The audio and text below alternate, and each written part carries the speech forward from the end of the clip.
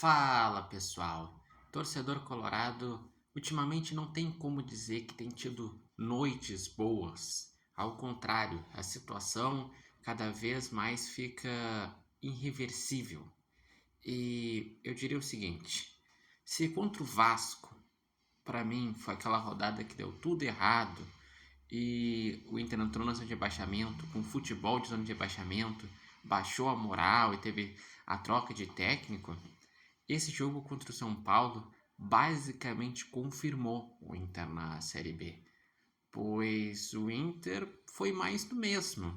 O Internacional não criou quase nada, só teve uma chance com o Bernabé no primeiro tempo, seguiu tendo falhas defensivas, o Rocher falhando, a zaga falhando, o time nervoso, e vem de uma sequência muito ruim. O Inter tem só 17 pontos em 18 jogos no retorno.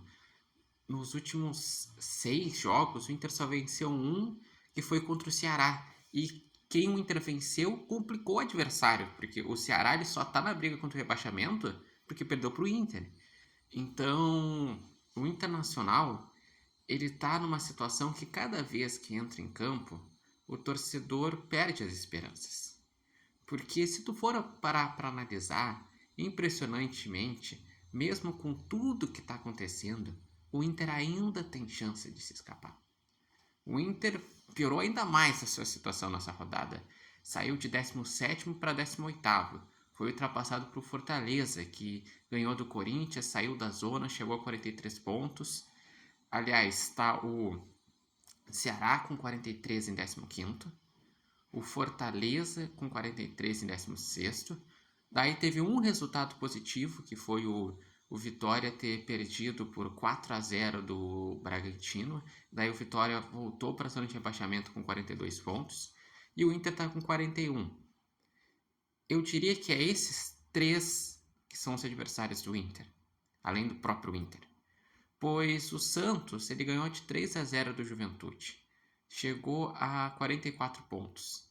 O Inter já não consegue mais ultrapassar o Santos pela questão do saldo, já que o Inter tomou 8 gols em 2 jogos e o Santos ganhou 2 vezes de 3-0, 3-0 do Sport e agora 3-0 do Juventude. Então o Inter já não alcança mais o Santos em relação ao saldo. Não quer dizer que o Santos ainda não possa cair. Pode, só que é mais improvável. Teria que Ceará, Vitória e Fortaleza ganhar para o Santos cair, com o Santos perdendo em casa contra um Cruzeiro. Ou seja, um cenário totalmente improvável. Até o Atlético Mineiro ainda tem chances matemáticas, mas precisaria perder e acontecer tudo errado. O Inter, com esse resultado, sabe que no máximo chega a 44. Então, ele é obrigado a vencer na última rodada contra um Bragantino que ainda tem chances de G8, pois o São Paulo com esse resultado chegou a 51 e precisa só de um empate na última rodada contra o Vitória para garantir o G8. E o único que pode tirar o G8 do São Paulo é o Bragantino, que enfrenta o Inter no Beira-Rio. Só que para o Bragantino tirar o G8 do São Paulo, o São Paulo teria que perder do Vitória e o Inter perder do Bragantino. Daí nos critérios de número de vitórias, o Bragantino passaria o São Paulo. E o Internacional, além de ganhar, precisa que desses 3 jogos, os jogos do Vitória, Ceará e Fortaleza, 2 resultados sejam favoráveis. Que o Ceará perca de um Palmeiras que já sabe que não é mais campeão nem do Brasileiro, nem da Libertadores, que voltou a ganhar agora na última rodada e que sabe-se lá qual vai ser o interesse do Palmeiras. Mas não acho improvável, porque o Palmeiras também não vai querer terminar só se lascando na reta final. O Vitória vai enfrentar um São Paulo interessado para conseguir confirmar o G8 e sabendo que o Santos basicamente se escapou, então aquele negócio de o São Paulo poder entregar para prejudicar o Santos nem faz sentido, sinceramente. Então pode acontecer do Vitória tropeçar. E o resultado que eu acho mais plausível é o Fortaleza não ganhar do Botafogo fora, de um Botafogo que está brigando por vaga direta na Libertadores, porque está bem embolado entre Fluminense, Bahia e Botafogo. No momento, o Fluminense tem 61, Bahia 60 e o Botafogo 59. Só que o Botafogo joga hoje contra o Cruzeiro fora e depois finaliza o campeonato contra o Fortaleza. Então, o que eu digo? Os resultados paralelos não são tão improváveis assim.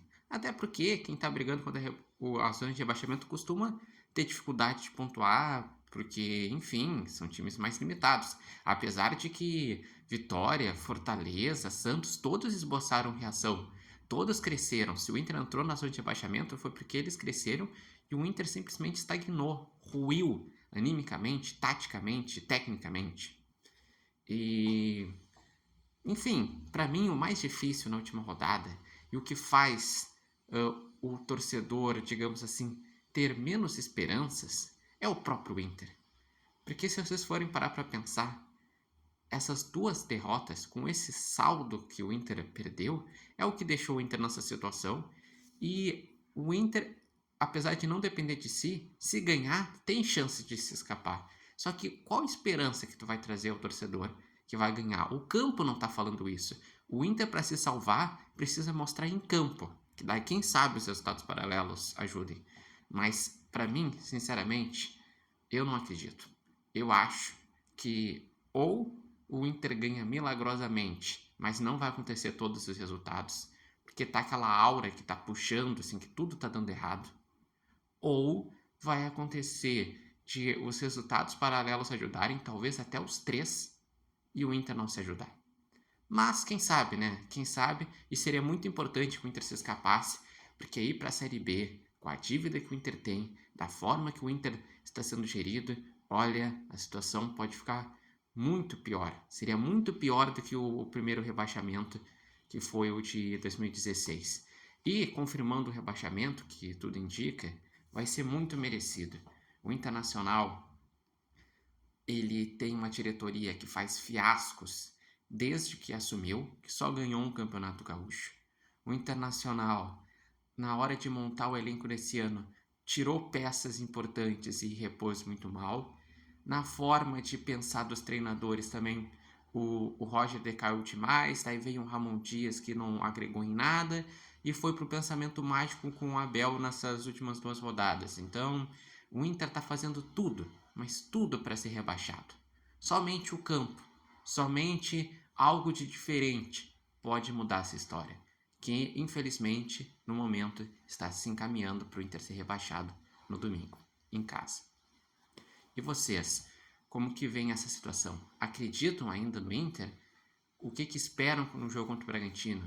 E se realmente cair, vocês acreditam que foi por quais motivos? Deixem aqui nos comentários, lembrando que esse vídeo tem um oferecimento de Barbearia Independência e vocês podem acompanhar o repórter Matheus Wolff no TikTok, no Instagram, no canal do YouTube Repórter Matheus Wolff. Mas para mim, eu botaria primeiro diretoria, depois jogadores que não conseguem esboçar reação, depois técnicos que deixaram essa bagunça e todos colaboraram para essa situação.